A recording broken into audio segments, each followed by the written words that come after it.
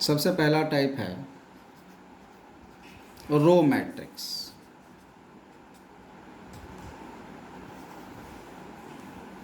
Row matrix की को किसको कहते हैं?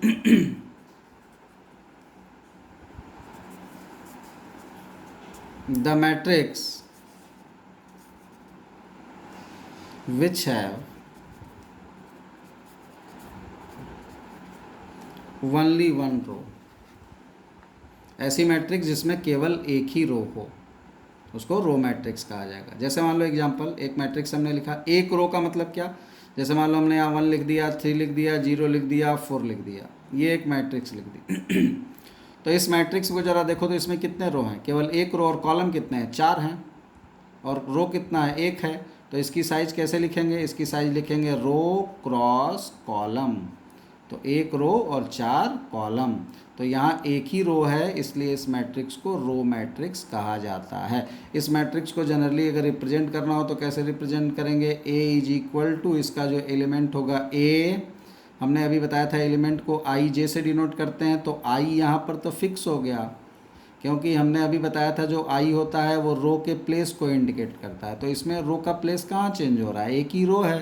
तो यहाँ आई लिखने की ज़रूरत तो तब पड़ती ना जब ढेर सारे रो होते कि आई 1 भी हो सकता है, 2 भी हो सकता है, 3 भी हो सकता है। यहाँ तो आई फिक्स है, एक ही है, तो यहाँ आई के प्लेस पे 1 लिख देंगे।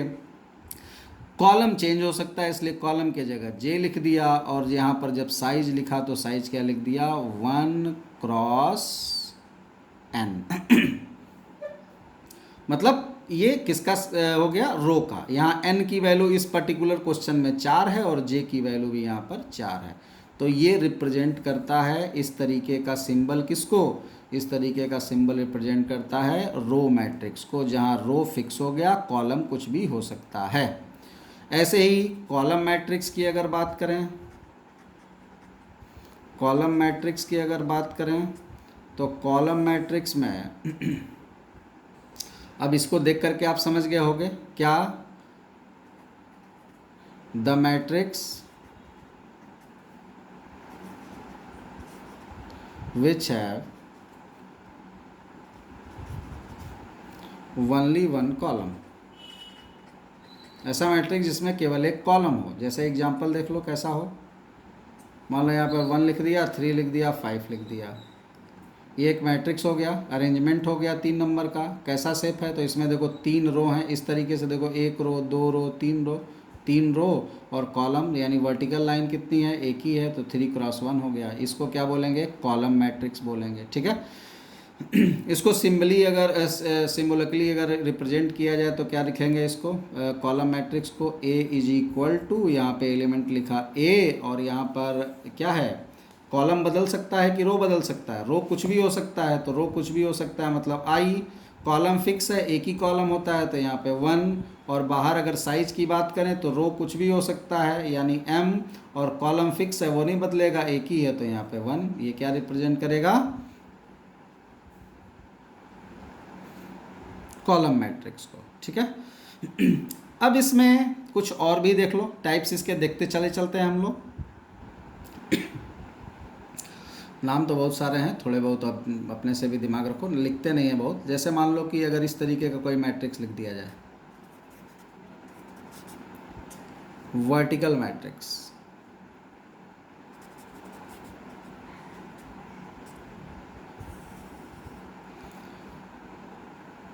वर्टिकल मैट्रिक्स किसको बोलेंगे? Number of row greater than number of column. Row की संख्या कॉलम की संख्या से अगर ज़्यादा हो जाए, रो की संख्या अगर कॉलम की संख्या से ज़्यादा हो जाए तो उसको क्या बोलेंगे? Vertical matrix. जैसे आप एक रेक्टेंगल बनाते हो ऐसे समझ लो, जैसे मान लो आप एक रेक्टेंगल बनाते हो तो रेक्टेंगल आप ऐसे भी बना सकते हो और रेक्टेंगल आप ऐसे भी बना सकते हो। तो यहाँ पर लेंथ ज़्यादा है, ब्रेथ कम है, तो ये कहलाएगा हॉरिजॉन्टल शेप। और यहाँ पर ब्रेथ ज़्यादा हो गई, लेंथ कम हो गई, तो इसको बोलते हैं वर्टिकल शेप। तो जब रो की संख्या ज़्यादा होगी और कॉलम की संख्या कम होगी तो कैसा शेप होगा? ये वाला शेप होगा। तो ऐसे शेप को क्या बोलेंगे? Vertical matrix. और ऐसे शेप को क्या बोलेंगे? Horizontal matrix. वर्टिकल मैट्रिक्स का मतलब आप इस तरीके से अगर मैट्रिक्स लिख देते हैं A B C alpha beta gamma, ये क्या लिख दिया? ये 3x2 का एक मैट्रिक्स लिखा हुआ है।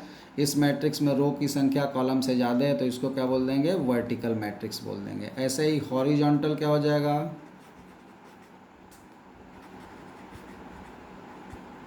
हॉरिजॉन्टल मैट्रिक्स किसको बोल देंगे?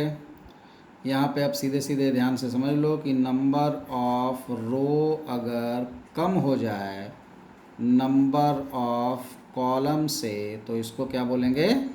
इसको बोलेंगे हॉरिजॉन्टल मैट्रिक्स। हॉरिजॉन्टल मैट्रिक्स मतलब अगर इसी को हम ऐसे लिख देते, यहाँ पर A B C alpha beta gamma, देखो ये दोनों मैट्रिक्स अलग अलग है, ये नहीं कि एलिमेंट सेम है तो दोनों को सेम कर दिया, ये दोनों अलग अलग हैं, ठीक है।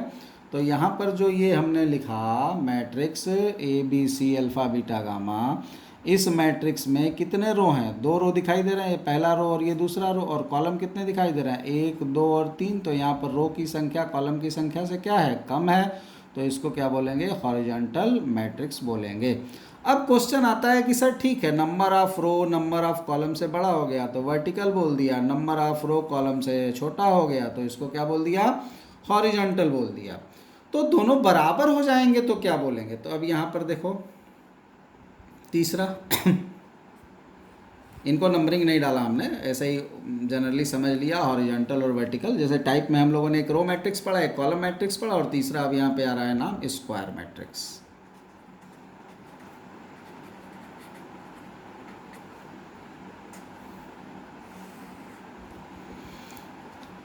The matrix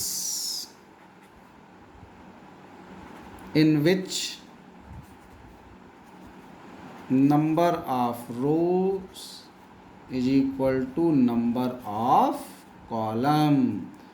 रो बड़ा कॉलम छोटा तो वर्टिकल, रो छोटा कॉलम बड़ा यानी रो ज़्यादा कम हुआ कॉलम ज़्यादा हो गया तो हॉरिजॉन्टल, और दोनों अगर बराबर हो गए तो उसको क्या बोला जाता है? स्क्वायर मैट्रिक्स कहा जाता है, ठीक है। जैसे एक मैट्रिक्स सपोज कर लो हमने यहाँ पे लिख दिया A is equal to A B C alpha beta gamma P Q R. ये गामा है, ये आर है, अपन ऐसे कर लेते हैं आर को रिप्रेजेंट। तो ये तुम्हारा क्या हो गया? 3x3 का स्क्वायर मैट्रिक्स। इसको क्या बोलेंगे? Square matrix of order 3। अब बोलोगे सर ये ऑर्डर 3 क्यों बोले? अभी तक तो पीछे आप बोल रहे थे कि साइज 3x3 या ऑर्डर 3x3 लिखते हैं। स्क्वायर बोल दिया अगर तो 3 बोल दिया, मतलब स्क्वायर का मतलब ही हो गया कि रो कॉलम बराबर है। तो केवल 3 भी अगर बोल दिया तो जाहिर सी बात है कि 3 रो होंगे और 3 कॉलम होंगे।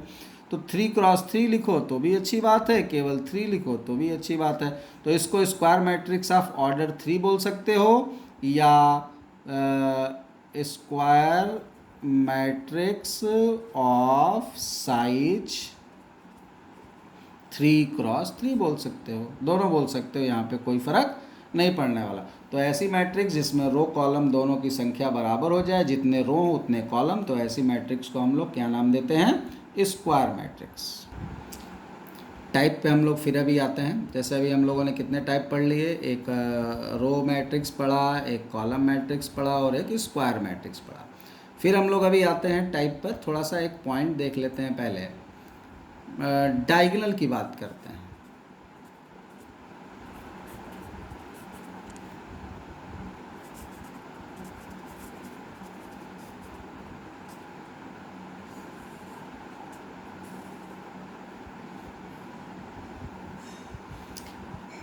स्क्वायर मैट्रिक्स जो होती है, यहाँ पर ध्यान रखना, जैसे आप लोग मैथमेटिक्स में ज्योमेट्रिकल शेप जो पढ़े हो उसमें पढ़े हो क्या कि रेक्टेंगल का भी डायगोनल होता है, एक रेक्टेंगल में 2 डायगोनल होते हैं, स्क्वायर में भी 2 डायगोनल होते हैं। लेकिन मैट्रिक्स की जब बात होती है तो मैट्रिक्स में हम लोग डायगोनल केवल स्क्वायर मैट्रिक्स का ही स्टडी करते हैं या रीड करेंगे या यूज़ करेंगे, ठीक है।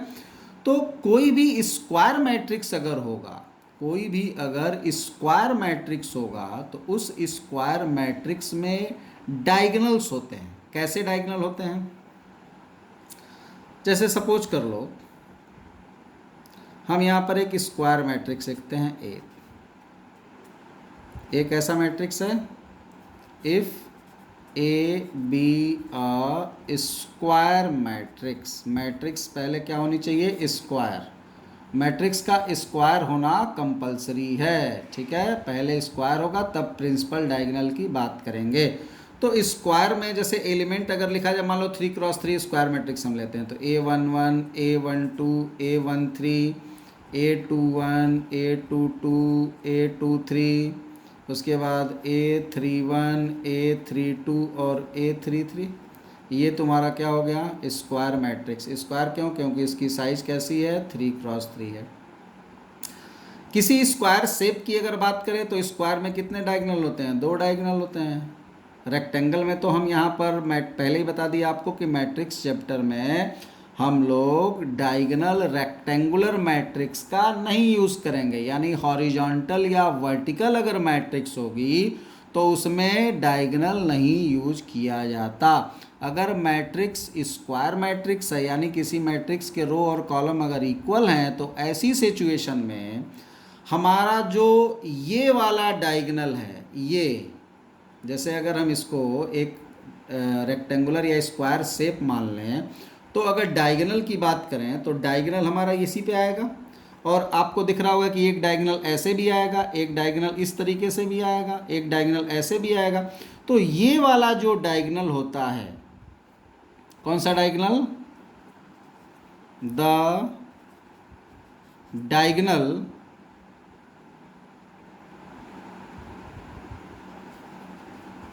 whose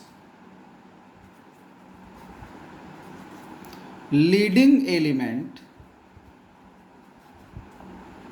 is A11, यानी A11 से शुरू होकर के जो डायगोनल बनेगा उसी को क्या कहा जाएगा? प्रिंसिपल डायगोनल कहा जाएगा। और ये जो डायगोनल है, इस डायगोनल का हम लोग यहाँ पर यूज़ नहीं करेंगे, इसी डायगोनल को मेन डायगोनल या प्रिंसिपल डायगोनल बोला जाएगा। प्रिंसिपल डायगोनल में और एक क्वालिटी क्या है कि प्रिंसिपल डायगोनल पे जो भी एलिमेंट आ रहे हैं, प्रिंसिपल डायगोनल पे जो भी एलिमेंट आ रहे हैं, उन सभी एलिमेंट में आई और जे बराबर है। 1 1 2 2 3 3, अगर 4 होता तो 4 4 होता। तो यहाँ पर जो एलिमेंट्स होंगे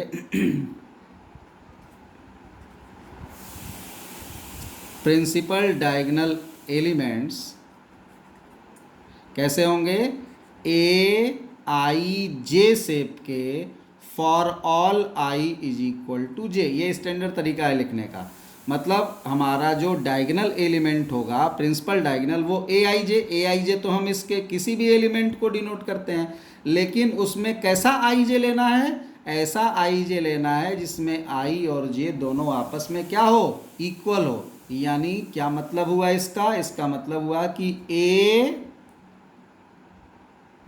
आई टाइप का एलिमेंट ए आई टाइप का मतलब जिसके रो और कॉलम का प्लेस क्या हो? सेम हो। तो ऐसा जो एलिमेंट होगा वो क्या कहलाएगा? आपका प्रिंसिपल डायगोनल एलिमेंट कहलाएगा।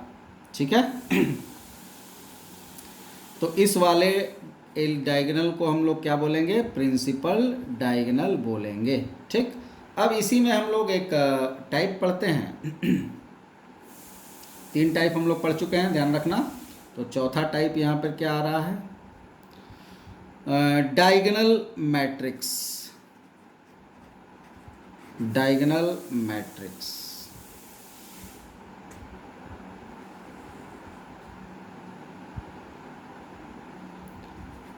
A square matrix A is called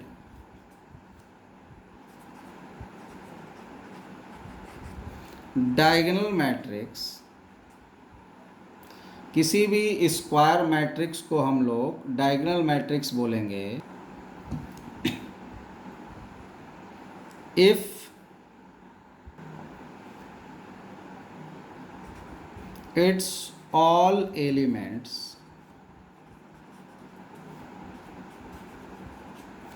other than diagonal, कौन सा डायगोनल?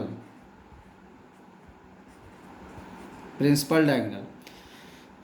ये प्रिंसिपल हम बार बार वर्ड यूज़ नहीं करेंगे, सिर्फ एक बार हमने यहाँ पर आपको बता दिया कि दो जो डायगोनल होते हैं उसमें प्रिंसिपल जो डायगोनल होता है वही स्क्वायर मैट्रिक्स में डायगोनल की तरह यूज़ किया जाता है, मतलब वही मेन डायगोनल है। तो हम केवल डायगोनल भी बोलेंगे तो आप प्रिंसिपल से ही समझिएगा उसको। तो square matrix A is called diagonal matrix if it's all element other than diagonal are zero, यानी डायगोनल एलिमेंट के अलावा जो भी एलिमेंट हैं वो क्या होने चाहिए? जीरो होने चाहिए। यानी ए आई जे जो एलिमेंट है, ए आई जे किसको रिप्रेजेंट करता है? मैट्रिक्स के एलिमेंट को। तो किसी भी मैट्रिक्स के एलिमेंट को हम लोग डिनोट करते हैं ए आई जे से। तो ए आई जे जीरो होना चाहिए किसके लिए? For all I not equal to J, यानी जब आई जे बराबर ना हो। और आई और जे बराबर कब होता है? तो अभी हमने ऊपर बताया कि आई और जे बराबर होता है डायगोनल में।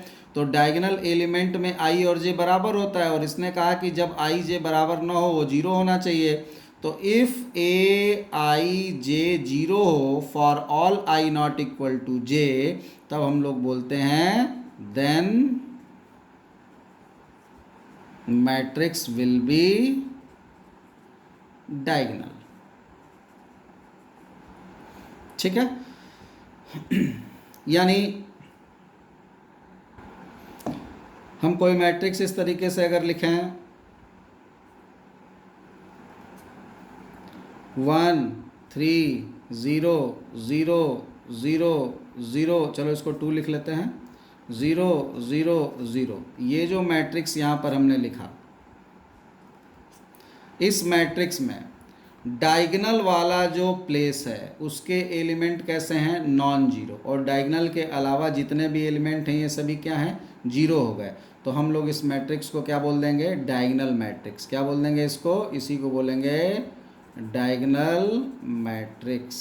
ठीक, इस मैट्रिक्स को कैसे लिखा जा सकता है वो देखो, इसको रिप्रेजेंट कैसे किया जा सकता है इस मैट्रिक्स को? तो इस मैट्रिक्स को रिप्रेजेंट किया जाता है डी आई जी, और यहाँ करली ब्रैकेट के अंदर 1 3 2 इस तरीके से कॉमा करके। ठीक है, मतलब बाकी तो हमको पता है कि डी आई जी मतलब डायगोनल एलिमेंट, यहाँ पे डी आई जी का मतलब डायगोनल मैट्रिक्स, डी आई जी मतलब जो मैट्रिक्स है वो डायगोनल है। और ये 1 3 2 जो है उसके डायगोनल के एलिमेंट को डिनोट करता है। किसको डिनोट करता है? डायगोनल के एलिमेंट को। अब बोलोगे सर डायगोनल का एलिमेंट पता है, बाकी क्या है? तो बाकी तो जीरो होता है, हमको पता ही है। जब डी आई जी लिख दिया मतलब डायगोनल मैट्रिक्स, और डायगोनल मैट्रिक्स मतलब डायगोनल के एलिमेंट पता होने चाहिए, बाकी एलिमेंट को तो हम जीरो ही भर देंगे। ठीक, जैसे मान लो तुमसे कह दिया जाए कि एक मैट्रिक्स है डी आई जी 1 -3 और 1, तो डी आई जी 1 -3 1 अगर एक मैट्रिक्स है तो इस मैट्रिक्स को अगर लिखना होगा तो कैसे लिखोगे? इस मैट्रिक्स में यहाँ पर 1 हो जाएगा, बाकी ये 0 0 होगा, यहाँ 0 होगा, यहाँ -3 ये 0 हो जाएगा, ये दोनों 0 0 हो गए, और यहाँ पर भी 1 आ गया। मतलब ये जो एलिमेंट हैं इन एलिमेंट्स को डायगोनल के पेज पे लिख दिया जाएगा और बाकी सबको 0 कर दिया जाएगा। तो डायगोनल मैट्रिक्स को डिनोट किससे करते हैं? D I G, A is equal to D I G, और इसके अंदर करली ब्रैकेट में इसके डायगोनल का एलिमेंट। डायगोनल का एलिमेंट कौन होता है? A11 A22 A33 and so on, जो भी इसकी साइज होगी उसके हिसाब से हम लोग डायगोनल मैट्रिक्स को लिख लेंगे। इसके बाद जो अगला अपना मैट्रिक्स आता है पांचवा, scalar matrix.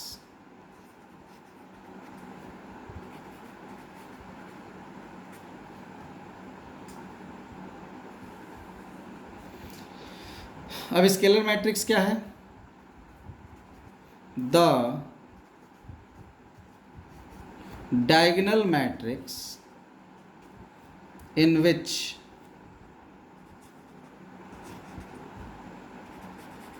all the diagonal elements are same.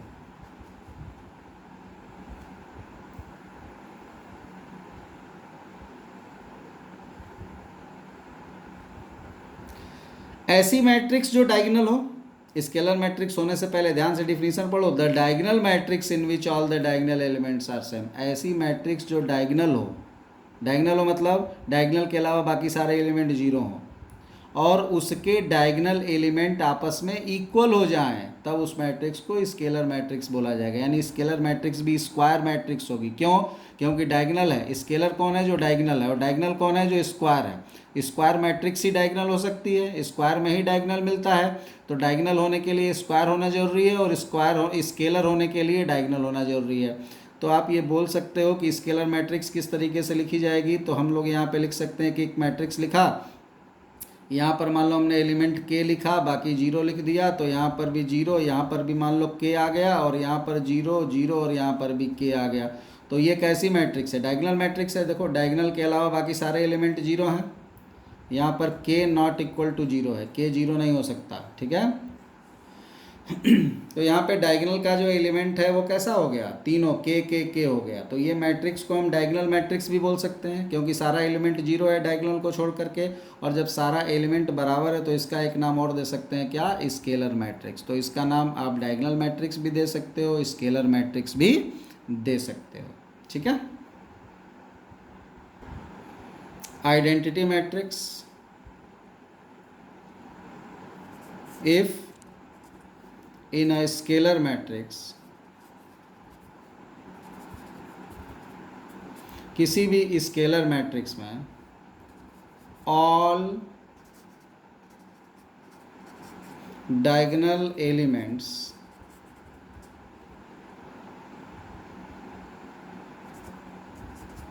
Are one, then matrix is called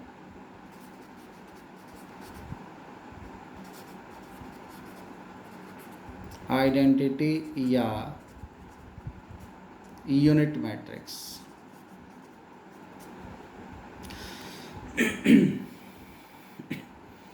यानी कि अगर मान लो कि हम एक मैट्रिक्स लिख दें और उसके डायगोनल के एलिमेंट वन हो जाए, 1 0 0 0 1 0 0 0 1, कैसी मैट्रिक्स है ये? स्केलर मैट्रिक्स है। अभी पीछे हमने पढ़ा कि कोई भी स्केलर मैट्रिक्स जो होती है उसके डायगोनल एलिमेंट सेम होते हैं और other than diagonal element zero होते हैं। यहाँ पे डायगोनल एलिमेंट सेम है, अगर वही सेम एलिमेंट क्या हो जाए? 1 1 1 हो जाए, तो ऐसी मैट्रिक्स को क्या कहते हैं? Identity matrix. इसको डिनोट किससे करते हैं? आई से डिनोट करते हैं और आई के नीचे इसका ऑर्डर लिख देते हैं। यहाँ हम लिख देते हैं यहाँ पे denoted by I n. N क्या है? ऑर्डर।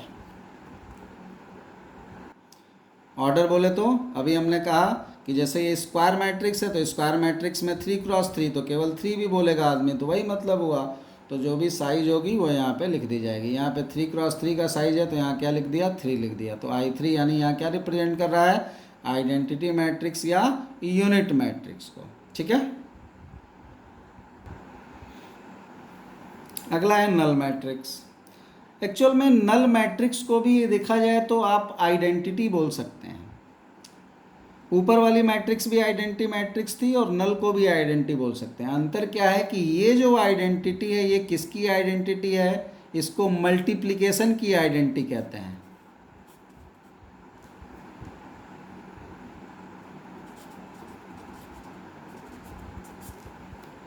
मल्टीप्लिकेशन की आइडेंटिटी। और ये जो है ये आइडेंटिटी किसकी है? एडिशन की आइडेंटिटी, यानी ऐड सब्ट्रैक्ट वाला एडिशन या समेशन की आइडेंटिटी। और ये क्या है? मल्टीप्लिकेशन की आइडेंटिटी। ठीक है। फिलहाल अभी हम लोग इसको नल मैट्रिक्स ही नाम देते हैं, फिर आगे हम लोग एडिशन की आइडेंटिटी इसको क्यों बोलते हैं उस पर डिटेल में चर्चा करेंगे। तो नल मैट्रिक्स क्या है? The matrix in which all the elements are zero, जिसका सारा एलिमेंट ही जीरो हो जाए। ठीक है। इसको डिनोट किससे करते हैं? जीरो लिख दिया और नीचे उसका साइज लिख देते हैं।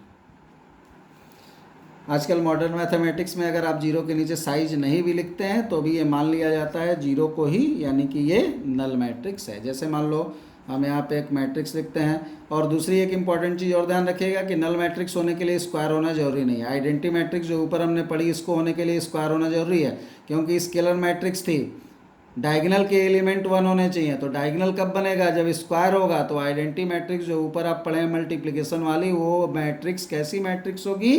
स्क्वायर मैट्रिक्स होगी। नल का स्क्वायर होना जरूरी नहीं है। आप 0 0 0 0 0 0 इस तरीके से भी इसको लिख सकते हैं। ये जो है इसको, इसकी वैल्यू जीरो नहीं होती। जैसे कोई बोले कि ये क्या लिखा हुआ है, तो कोई बोले कि ये तो जीरो लिखा हुआ है, सब जीरो है तो जीरो नहीं। ये आपको लिखा हुआ क्वेश्चन में जरूर जीरो मिलेगा, लेकिन एक्चुअल में ये जीरो इस पूरे को सिंबल से रिप्रेजेंट कर रहा है। और नीचे यहाँ पर क्या लिखा जाएगा? 3x2, यानी इसकी साइज। मॉडर्न मैथमेटिक्स में केवल जीरो भी लिखा जाता है। इसका मतलब ये नहीं कि ये पूरा एक नंबर जीरो बन गया, नहीं, ये एक रिप्रेजेंटेशन है, रेक्टेंगुलर रिप्रेजेंटेशन है। क्या? 6 जीरोस का रेक्टेंगुलर रिप्रेजेंटेशन। किस फॉर्मेट में? तो 3 रो और 2 कॉलम के फॉर्मेट में। ये यहाँ पर नल मैट्रिक्स है। अब ट्रेंगुलर मैट्रिक्स है अगला पॉइंट। अब ट्रेंगुलर मैट्रिक्स किस किस टाइप का हो सकता है? देखो, ट्रेंगुलर में भी 2 केस होते हैं। एक होता है इसमें अपर ट्रेंगुलर,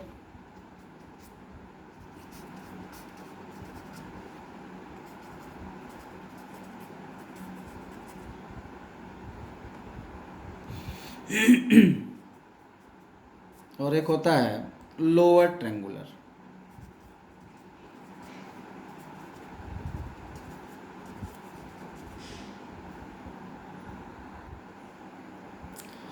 ट्रेंगुलर मैट्रिक्स में एक अपर ट्रेंगुलर है, एक लोअर ट्रेंगुलर है। तो अपर ट्रेंगुलर जो मैट्रिक्स है, तो अपर ट्रेंगुलर मैट्रिक्स किसको कहेंगे?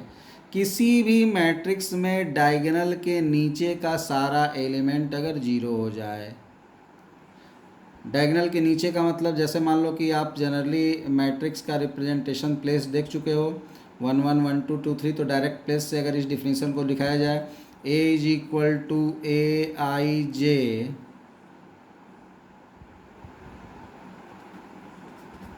will be upper triangular matrix if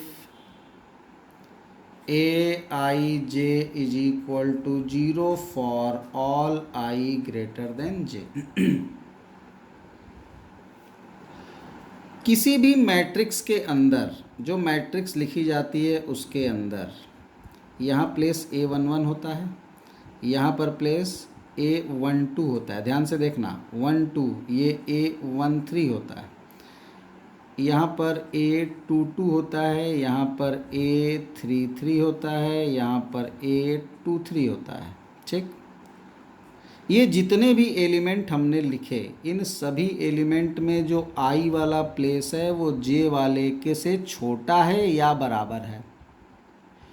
अब यहाँ वाला जो एलिमेंट है, इस एलिमेंट को अगर रिप्रेजेंट करने को बोला जाए तो इसका प्लेस क्या होगा? A21 होगा, इसका प्लेस A31 और इसका प्लेस A32। मतलब यहाँ अगर प्लेस लिखें तो A21, इसका प्लेस A31 और इसका प्लेस A32।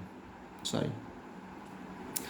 तो आप ध्यान से देखो, ये जो तुमने यहाँ पर एलिमेंट का प्लेस जो देखा, ये जो प्लेस देखा और ये जो प्लेस देखा, ये जो 3 प्लेस हैं, इन तीनों में I J से बड़ा है।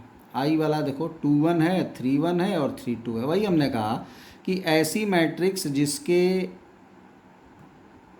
AIJ एलिमेंट्स जीरो हो जाएं। कौन से AIJ एलिमेंट? जिनका प्लेस I प्लेस J से बड़ा है, यानी जिनके रो का प्लेस कॉलम के प्लेस से बड़ा है, वो सब जीरो हो जाए। यानी इस तरीके का हो जाए। ये आप बोल सकते हो कि यहाँ पे एलिमेंट A11 मिल गया, यहाँ A12 मिल गया, यहाँ पे A13 मिल गया, यहाँ 0 मिल गया, यहाँ A22 मिल गया, यहाँ A23 मिल गया, यहाँ 0 0 A33।